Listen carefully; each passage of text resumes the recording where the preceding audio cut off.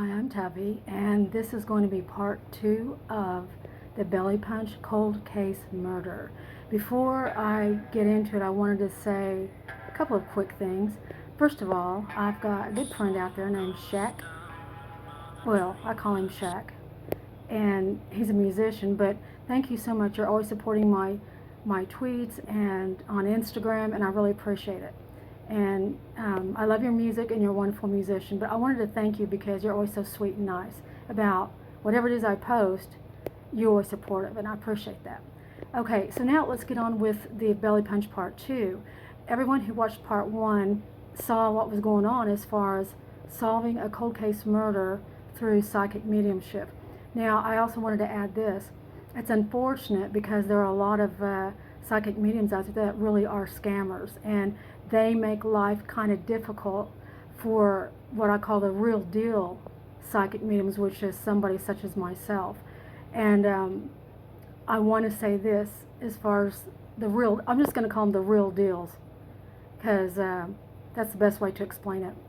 A real deal psychic medium must have integrity. They must have honesty within themselves and within the light, within the source of whoever you consider the source to be. For any psychic medium to read a person that's living karna energy or a person that has passed over incarnate energy, you must remain true to yourself. To try to say something to someone that you think they want to hear is going to defeat the whole purpose, and it's going to ruin you and your reputation, and it's going to disappoint the person getting the reading. So you must have that integrity, and anyone out there that's ever going to a reading, make sure that you're looking for that in a psychic medium. Number 2, the way things work for me, and it should with most of the real deals, is they never, ever, ever, ever research information beforehand. They do not look up information. They don't try to gain information from anybody beforehand. The truth is, the more information that a psychic medium gets, the worse, the more muddy or the more muddled the reading can be because it's too much information.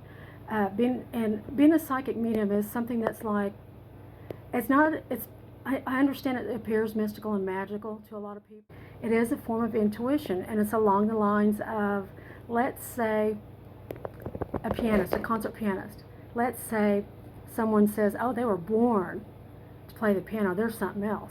So they have that extra oomph for them in concert.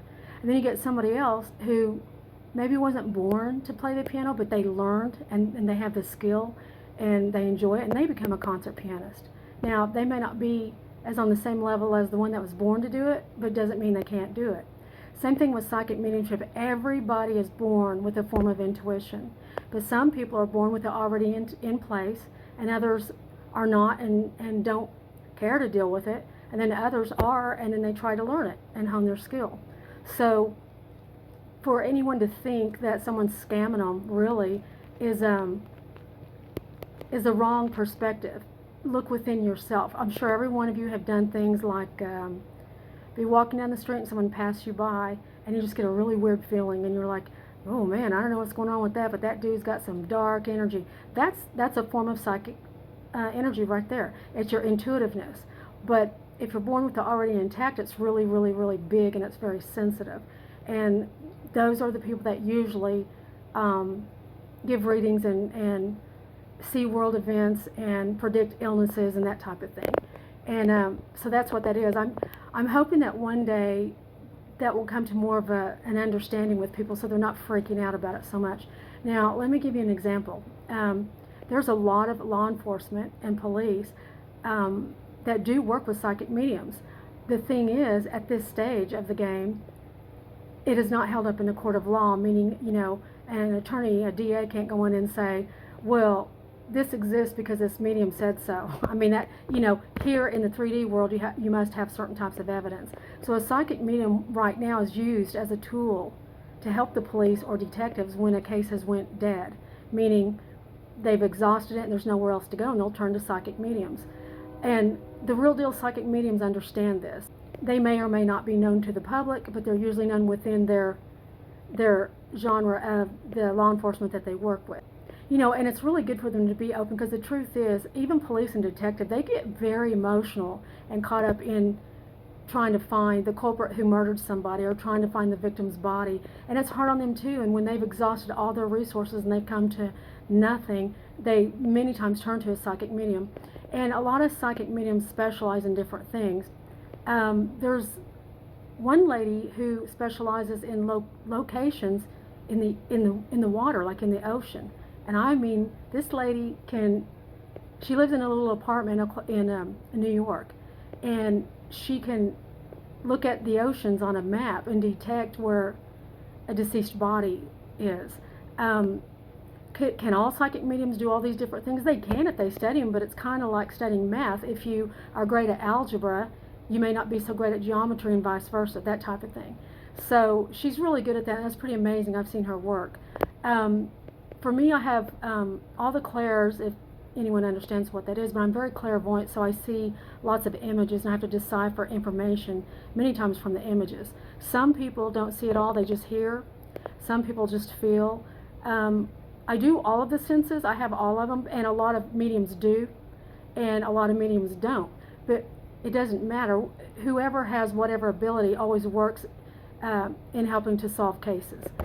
So anyhow, I just wanted to explain a little bit of that, and I wanted to get off my chest about some of the crazy psychic mediums that put a bad word out there for the real deal. So this is the second part of the belly punch cold case murder. This is a 15-year-old murder case, and a 19-year-old girl was murdered and raped, left for dead, and she died.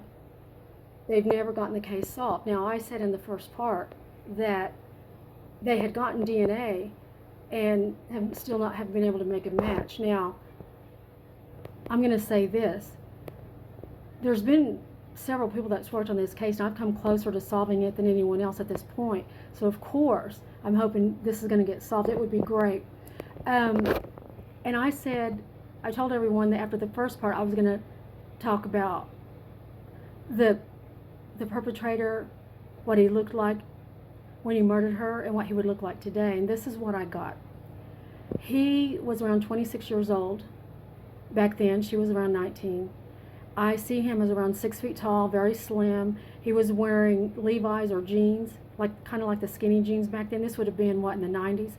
And he wore sneakers, like basketball sneakers. He had short reddish brown hair, thin face, thin lips, and very piercing blue eyes. Okay, that's what I know about the guy. And I know this because Brittany, the girl that he raped and murdered, she showed this to me through her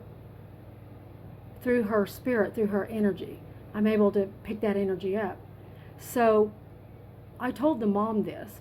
Well, behold, she sends me, the artist's work that had sketched the guy of who they thought might be around in that area from talking to neighbors and other people that might have seen that guy that day. It's exactly to the T what I saw.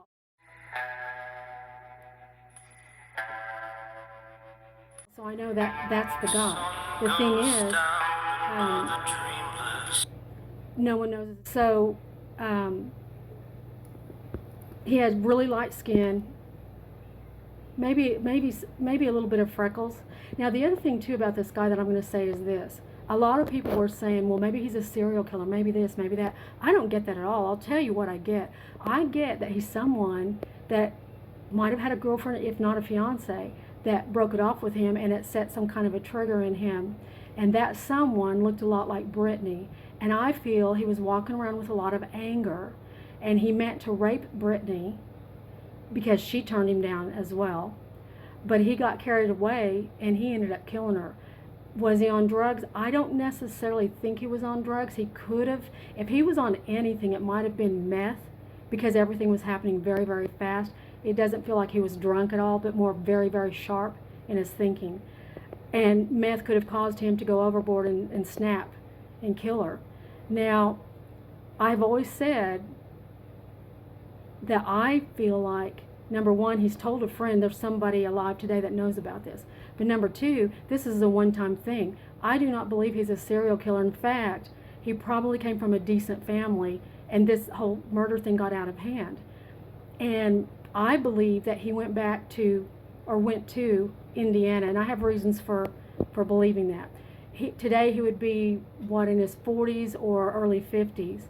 And I believe, well, there's a lot of things I believe, and I'll go into part 3 on that because I don't want to get too carried away and give out all the information on this part 2. Most serial killers or rapists or murderers, whatever, that have done something in the past, that's been in jail or prison for anything else, they're in the computer system. Their DNA comes up real quick. So when they got the DNA from the murder scene, they figured it'd be a match. Well, here it is, like 15 years later, there's no match. Well, that is indicative of this guy being a one-time murderer, because if he had done anything else in his past or served jail time, his DNA would have been in the computer system. There was no DNA that matched anything. And how can you get DNA from an apartment and take it to the computer system and put it in there? If he's done any criminal acts before, the DNA would have been in there. And when I learned that, that's when I thought, well, then that's right, because he doesn't feel to me like he's done anything else in his life other than maybe parking tickets or something like that, which would be a lot harder to catch. So that makes a lot of sense to me. Now, the other thing is, I believe he feels bad and guilty, and he lives with this every day, but he's too cowardly to come forward on his own. I believe that he is holding a decent job, and that he's got a girlfriend, and he has a stepdaughter that's very young, and that he treats them very well, but there's something a little bit off about him with the girlfriend, and she notices it, but she doesn't know what it is, and she loves him. And what's off is that he lives every day with the fact that he murdered Brittany 15 years ago.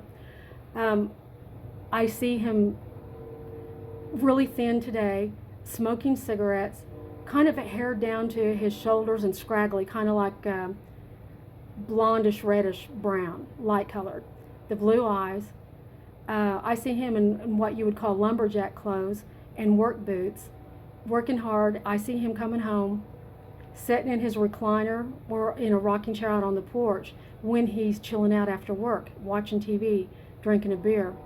And all of a sudden, he gets a really uncomfortable feeling, and he doesn't know what it is, but it's uncomfortable enough for him to get up and walk around the house or get out of the chair and go outside, and that's when his girlfriend wants to know what's up, and he doesn't talk to her about it. He just thinks that it's the memories of what happened all those years ago, and he feels guilty about it. But what it is, and I will tell you this, mediums and psychics can tell the everyday average person something that just sounds really whacked, because they're in touch with another dimension like almost 24/7. I live with one foot in the other world and one foot over here like 50% of the time. And also, I'll say this, all mediums are psychic, but not all psychics are mediums, and they all deserve the same amount of respect. A psychic is someone who reads living energy, and a medium is someone who goes a few frequencies up and reads energy that no longer exists on Earth. And some psychics don't want to deal with the mediumship. They don't want to deal with spirits, and they don't want to. And some maybe can't. Maybe they've reached their level of just reading psychically, living energy. So that's the difference between a psychic and a medium. They're all worthy. Some psychics that are just psychics and not mediums are some of the most excellent psychics you'd ever meet in your life. They're very medically intuitive. There's things that they can read that's living energy, that's out of this world. They're spot on. And they're both to be very well respected. Anyhow, what I'm going to say, a lot of people are going to be like, oh, that's crazy, but there's a lot of things that go on in the afterlife that are crazy. One is, I feel like Brittany, at this point, should be around 36, that she has come to peace with the fact that she died. She's okay, she's evolved, she's fine with it, but she doesn't rest because her mother doesn't rest. That's where there's an issue. And I see her, because she knows where he lives in death, she knows. I see her many times going up to him while he's watching TV and just existing a couple of inches in front of his eyes and staring at him and doing nothing but creating energy where he feels uncomfortable. She's trying to provoke him to possibly come forth someday to admit to the murder. And he's not provoked enough to do that, but he's provoked enough to get up and walk around and feel uneasy. I do feel like once he's caught that he will admit to it, but he has to be caught. I do believe he's still alive, and there were some other people saying, well, maybe he's dead by now, maybe he's done this to other women. No, I see him very much alive, and the reason I know he's alive is it's not because I see him being alive. It's because I see that his living energy has not dissipated from the 3D, which is Earth. It has not dissipated and traveled over to the other side. That means he's alive. So he's still alive. If he gets caught, I believe he'll admit to it, and then he can serve his time, and then Brittany can rest peacefully, and her mother can have closure for the rest of her life. I got a name for him, and that will come in part 3. The next step is because this case has been reopened, for them to go to Indiana, to the town that I've given them, and to have a legal reason to arrest this guy in order to get his DNA. That right there is what's going to prove everything. And all of that has to be legal. They can't just go up there and arrest him. So right now it's in the process right now of finding the best way to grab this guy so that they can get his DNA. He's in Indiana. He's in a particular town in Indiana, and that's the next step.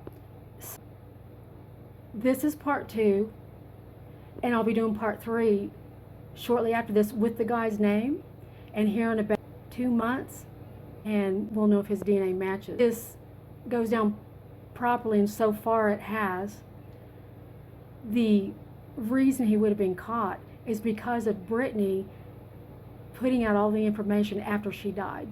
So it's a really interesting case, and I also really get a strong feeling that it is destined for this case to become solved and come to a close. Not all cases are. This one is, and I'll explain why in the third part. And I'm fixing to find out from the autopsy report as well about this punch in the belly, because that's the issue where if she had never been punched in the belly, she might have had the strength to have kneed him between the legs, kicking and run like hell.